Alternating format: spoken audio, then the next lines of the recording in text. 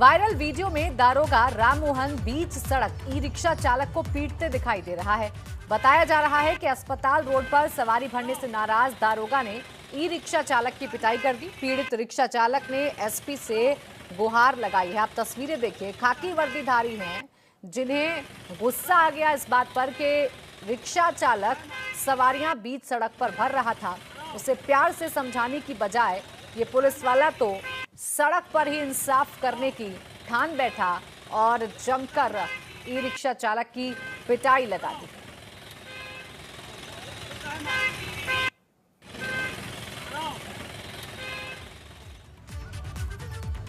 प्रदेश में कई जगहों से हर्ष फायरिंग की परेशान करने वाली तस्वीरें सामने आई हैं। टीवी स्क्रीन पर हम आपको 3 जगहों की तस्वीरें इस वक्त दिखा रहे हैं। पहली तस्वीर झांसी की है, जहां सालू यादव ने अपने साथियों के साथ जन्मदिन की पार्टी में हर्ष फायरिंग की। इस दौरान म्यूजिक की धुन पर उसके दोस्तों ने भी हर्ष फायरिंग की। पुलिस इस मामले की जांच कर रही है। दूसरी तस्वीर शामली की, जहां तमंचे पर डिस्को का वीडियो वायरल है। बताया जा रहा है कि घुड़चढ़ी के दौरान डांस करते हुए हथियारों से हर्ष फायरिंग की गई। फिलहाल पुलिस मामले की जांच में जुटी है।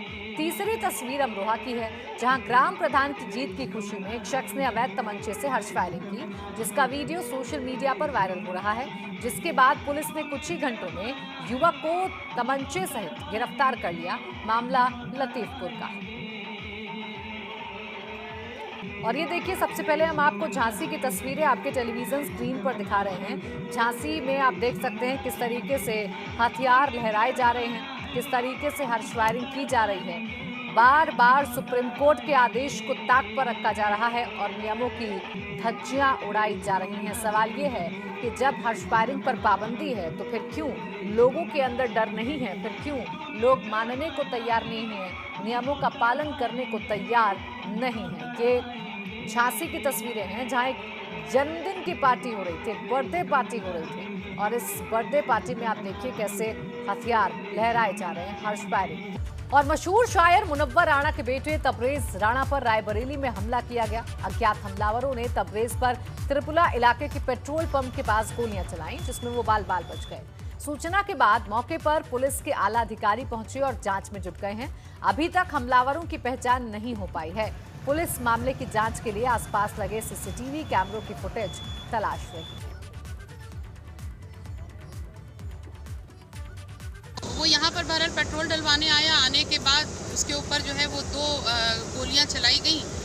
जो उसने बताया है, अभी मुझे पूरी डिटेल्स नहीं मालूम क्योंकि हम लोग अभी पहुंचे हैं, कि 2 अज्ञात लोग थे जो पूरी तरीके से मुंह को ढके हुए थे। एक फायर किया, फिर दूसरा फायर किया, गाड़ी पे गोली लगी और यही हम लोगों को पता चला तो हम लोग वहाँ से आप कहाँ पे? अब देखिए, ये तो इन्वेस्टिगेशन काम पुलिस का है। आज थाना कोतवाली पर डायल 112 से एक सूचना आई कि मिस्टर तबरेज राणा है जो पेट्रोल भराने के लिए रतापुर के आगे एक पेट्रोल पंप है उस पर आए थे और यहाँ 2 अज्ञात सवार मोटरसाइकिल सवारों ने इनके गाड़ी पर फायर किया। इस संबंध में तत्काल इंस्पेक्टर कोतवाली यूनिवर्सिटी और इंस्पेक्टर मलेरिया मौके पर पहुँचे और फॉरेंसिक टीम बुलाई गई और यहाँ पर आके जांच की गई। यहाँ पर मिस्टर तबरेज राणा द्वारा एक लिखित तहरीर दी गई है, जिसमें उन्होंने ये आरोप लगाया है कि वो प्रॉपर्टी के संबंध में यहाँ आते जाते रहते हैं और उनके चाचा और उनके कजिन के द्वारा प्रॉपर्टी को लेकर ये घटना की जा सकती है। इस बात का उन्होंने संदेह किया है और इस संबंध में एक लिखित तहरीर मिल चुकी है, उसकी आगे कार्रवाई। एबीपी गंगा की खबर पर आज बड़ी मुहर लगी। एबीपी गंगा ने आपको सबसे पहले बताया था कि यूपी में धर्मांतरण के बड़े रैकेट का कनेक्शन केंद्र सरकार के महिला और बाल कल्याण मंत्रालय के एक कर्मचारी से भी है। एबीपी गंगा ने आपको 22 जून को ही बता दिया था कि यही कर्मचारी जरूरतमंद लोगों की लिस्ट बनाकर इस गिरोह तक पहुंचता था। साथ ही वो मूक बधिर शख्स भी गिरफ्तार कर लिया गया है जो दिव्यांग बच्चों का साइन लैंग्वेज के जरिए ब्रेन वॉश करता था। इन 2 अहम किरदारों की भूमिका के बारे में एबीपी गंगा ने आपको सिलसिलेवार जानकारी दी थी। अब इस पर लग गई है सरकारी मुहर। ईडी ने इस मामले में अब कई बैंकों से दस्तावेज तलब किए।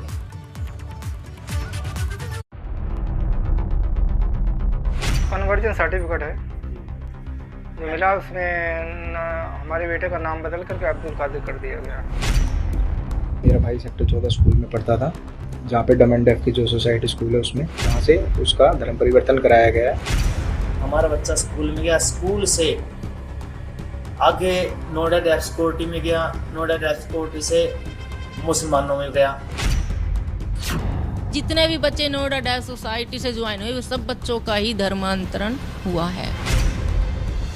जांच से जुड़े एक आला अधिकारी ने बताया कि अब इस अधिकारी से भी पूछताछ की तैयारी की जा रही है कि अधिकारी पैसों के बदले आरोपियों की मदद करता था या वो भी इस साजिश का एक हिस्सा था। एबीपी गंगा की खबर पर 100% मुहर कि बाल और महिला कल्याण मंत्रालय के संदिग्ध अफसर से भी पूछताछ की तैयारी की जा रही है। 22 जून को एबीपी गंगा पर हुआ था बड़ा खुलासा। देशों से ट्रस्ट के पैसे खाते में आते थे और ये पैसा भी 28 जून को लगी खबर पर सरकारी मुहर। यूपी धर्मांतरण रैकेट मामले के तार धीरे धीरे देश से विदेशों तक फैलते नजर आ रहे हैं और इस मामले की जांच में अब यूपी पुलिस के सामने हो रहे हैं रोज नए खुलासे।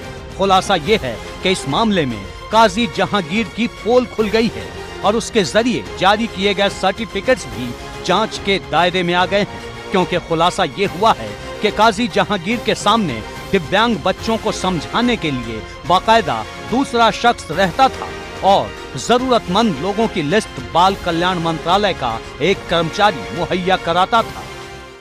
एटीएस के द्वारा उमर गौतम के इस्लामिक दावा सेंटर में हुए धर्मांतरित हुए उत्तर प्रदेश के व्यक्तियों का भी सत्यापन कराया जा रहा है। इस हेतु प्रदेश के 32 जनपदों, जिसमें प्रयागराज, बिजनौर, बुलंदशहर, कानपुर, मेरठ, मथुरा आदि शामिल है, के पुलिस अधीक्षकों को पत्र भेजकर अग्रिम कार्रवाई की जा रही है। एबीपी न्यूज नेटवर्क ने पिछले सप्ताह ही अपने दर्शकों को यह बता दिया था कि इस पूरे मामले में केंद्र के महिला बाल कल्याण मंत्रालय का एक कर्मचारी भी शामिल है।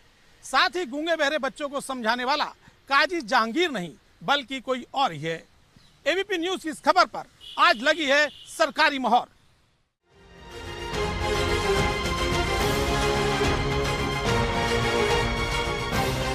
सूत्रों ने बताया कि पूछताछ के दौरान काजी जहांगीर अपने ही बयानों के जाल में फंस गया था, क्योंकि उसे मूक बधिरों की भाषा आती नहीं थी और न ही ये भाषा उमर गौतम को आती थी।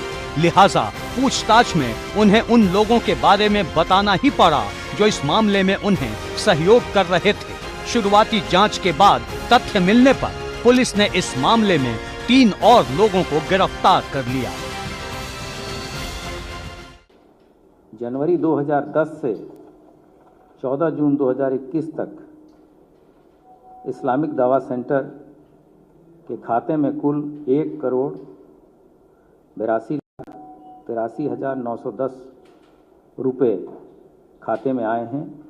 इस मामले में देसी विदेशी फंडिंग की जांच कर रही ईडी को भी अब तक की जांच के दौरान ऐसे बैंक खातों का पता चला है जहां पर चंदे की यह रकम जमा कराई जा रही थी। ईडी ने इन बैंकों से उनका रिकॉर्ड तलब किया है।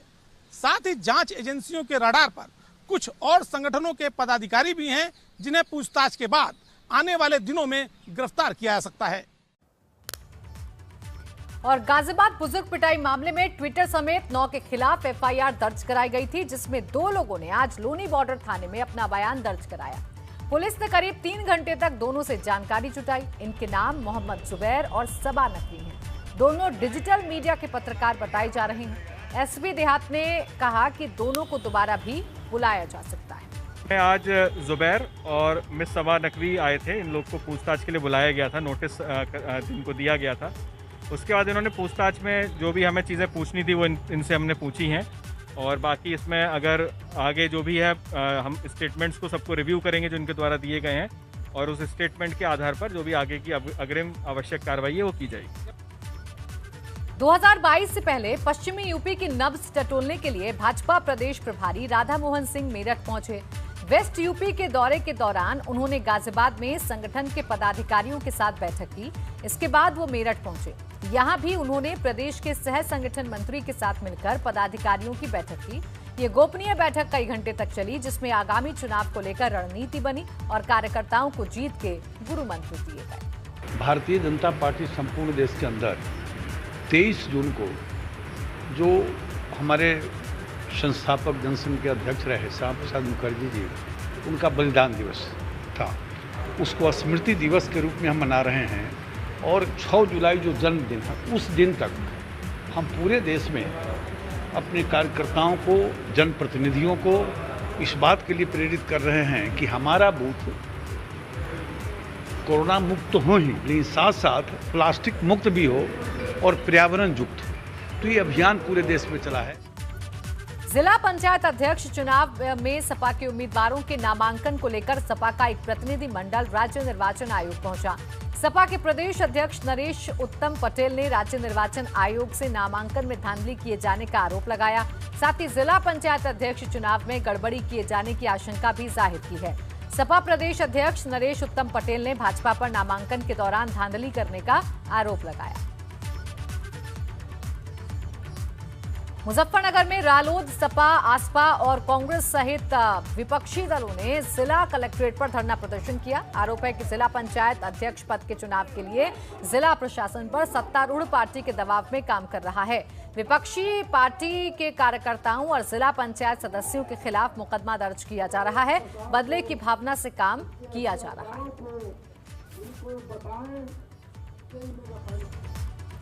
बीएसपी प्रमुख मायावती ने कहा है कि अगले साल होने वाले यूपी विधानसभा चुनाव में बीएसपी अकेले चुनाव लड़ेगी।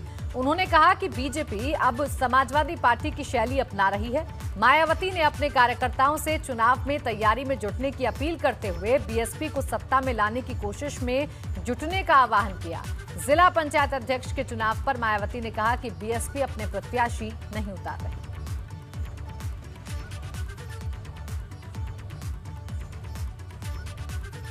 तो बसपा सुप्रीमो ने साफ कर दिया है कि जिला पंचायत अध्यक्ष के चुनाव वो नहीं लड़ने जा रही हैं। हालांकि वो बात अलग है कि सहारनपुर में कैंडिडेट जरूर उतारा गया था जिसने नामांकन नहीं किया था। क्या कुछ कहा है मायावती ने, सुनिए। इसलिए बीएसपी ने इस समय प्रदेश में हो रहे जिला पंचायत अध्यक्ष के चुनाव को नहीं लड़ने का फैसला लिया है और पार्टी के लोगों को ये निर्देशित किया है कि वे इस दौरान इस चुनाव में अपना समय व एनर्जी आदि लगाने की बजाय बल्कि अपना पूरा समय व ताकत अपनी पार्टी के संगठन को मजबूत बनाने तथा सर्व समाज में पार्टी के जनाधार को बढ़ाने के कार्यों पर ही लगाएं। पार्टी के लोगों को ये निर्देशित किया है कि वे इस दौरान इस चुनाव में अपना समय व एनर्जी आदि लगाने की बजाय बल्कि अपना पूरा समय व ताकत अपनी पार्टी के संगठन को मजबूत बनाने तथा सर्व समाज में पार्टी के जनाधार को बढ़ाने के कार्यों पर ही लगाएं, तो ये ज़्यादा बेहतर होगा ताकि इस बार यहाँ उत्तर प्रदेश में होने वाले आगामी विधानसभा चुनाव में बीएसपी की अकेले यहाँ अपने बलबूते पर सरकार बन सके। और हमें इस बात की भी जानकारी है कि जब बीएसपी की यहाँ सरकार बन जाएगी तो तब प्रदेश के अधिकांश जिला पंचायत अध्यक्ष खुद ही बीएसपी में शामिल हो जाएंगे, क्योंकि ये लोग सत्ता के बिना कतई भी नहीं चल सकते। भागीदारी संकल्प मोर्चे में असदुद्दीन ओवैसी और ओपी राजभर के बीच सीटों का मामला सुलझ गया है। फोन के जरिए ओवैसी और राजभर के बीच बात हुई, जिसके बाद एबीपी गंगा पर सुभासपा के अध्यक्ष ओपी राजभर ने कहा कि सीटों को लेकर अब कोई लड़ाई नहीं है। ओवैसी चाहें तो 100 से ज्यादा सीटों पर चुनाव लड़ सकते हैं।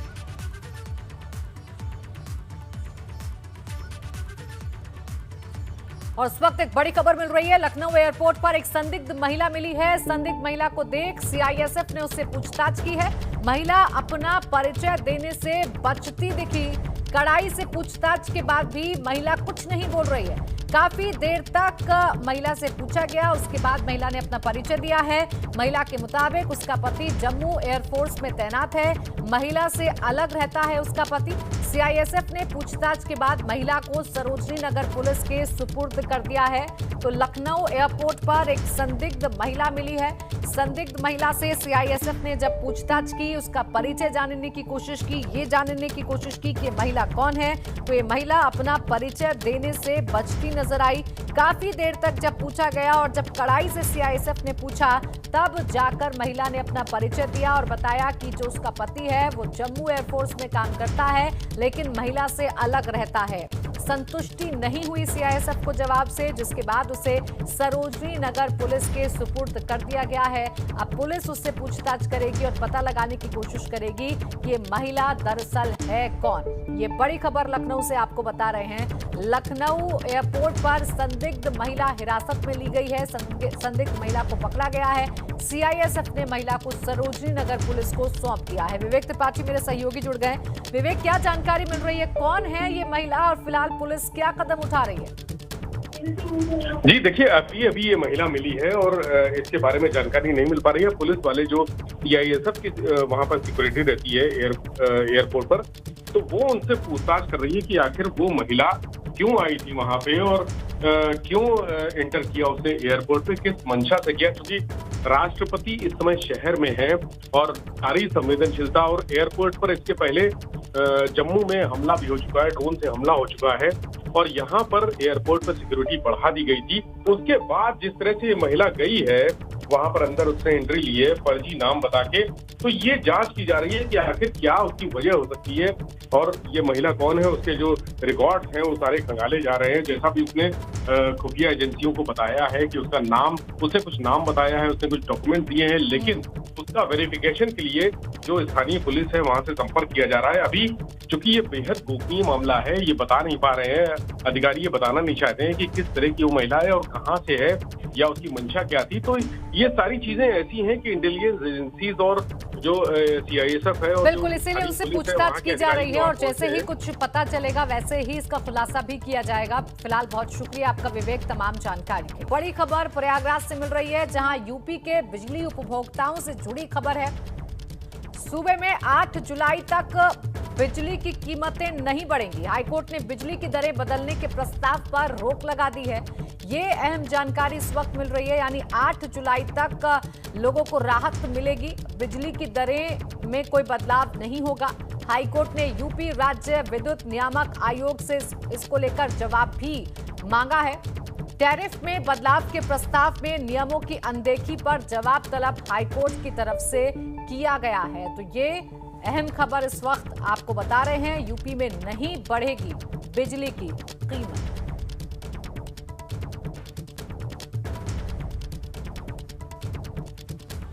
केंद्र और प्रदेश सरकार मुफ्त इलाज का दावा करती है, लेकिन स्वास्थ्य विभाग के कुछ कर्मचारी सरकार की किरकिरी करवाने में लगे हुए हैं। ताजा मामला गोंडा के सामुदायिक स्वास्थ्य केंद्र तरफगंज का है, जहां डिलीवरी करवाने के नाम पर पैसा और उसके बाद जन्म प्रमाण पत्र बनवाने के नाम पर नवजात शिशु के परिजनों और आशा बहुओं से मोटी रकम वसूली जाती है। आशा बहू से स्टाफ कर्मी होने के चलते कम डिमांड की जाती है, तो वहीं अगर कोई अकेले ही जन्म प्रमाण पत्र बनवाने आता है तो उससे मोटी रकम वसूली जाती है। आपको बता दें कि जून महीने में ही इसी सामुदायिक स्वास्थ्य केंद्र का एक वीडियो सोशल मीडिया पर वायरल हुआ था, जिसमें टॉर्च की रोशनी में प्रसव कराया जा रहा था। इस मामले में मुख्य चिकित्सा अधिकारी ने जांच के बाद कार्रवाई करने की बात कही। जन्म प्रमाण पत्र के लिए कोई पैसे नहीं लिए जाने हैं और मुझे नहीं लगता कि इस बात में कोई सच्चाई होनी चाहिए। अगर आप ऐसा कर रहे हैं तो मैं उसकी जांच कराऊंगा और जो भी दोषी पाया जाएगा उसके विरुद्ध कार्रवाई की जाएगी। उधर मेरठ में किठौर जंगलों में तेंदुए का शिकार कर रहे लोगों का वीडियो वायरल हुआ है। मामला जड़ौदा गांव का है, जहां जंगलों में तेंदुए का शिकार किया जा रहा था। तभी ग्रामीणों ने वीडियो बना लिया, जिसके बाद अब ठेकेदारों में दहशत का माहौल है। तो देखिए तस्वीरें हम आपको दिखा रहे हैं, तेंदुए का शिकार कर रहे लोगों का वीडियो अब वायरल हो रहा है। ग्रामीणों ने वीडियो बनाकर वायरल कर दिया है। दरअसल आप ये देखिए किस तरीके से तेंदुआ, जो कि आपको लाल घेरे में नजर आ रहा होगा, और ये शिकार कर रहा है। लोग